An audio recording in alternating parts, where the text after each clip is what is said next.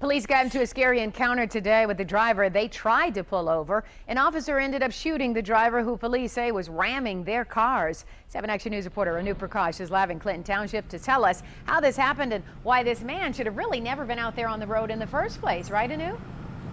Yeah, that's right, Carolyn. That's definitely what investigators are saying. Now, this all started early this morning around 4 o'clock. It started in Fraser, but ended nearby here in Clinton Township. We have learned that driver in the past has also refused to stop for police, and he did not have a valid license.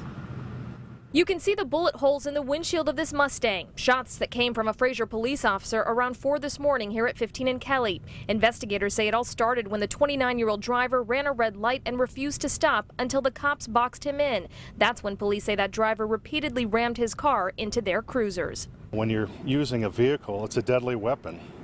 This could have been a lot worse. It could have killed the officer or officers, and you just have to do what you have to do. A Fraser police officer fired 4 shots. 2 hit that driver, 1 in the shoulder, the other in the head. Incredibly, after the shooting, he was alert and told police, "Don't let me die." And he wanted to make sure that they took care of his dog that was in the car.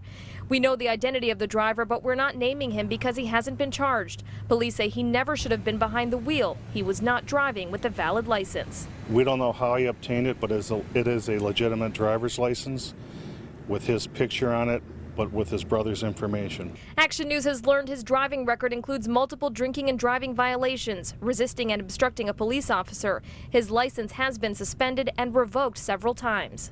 I was concerned that it was him.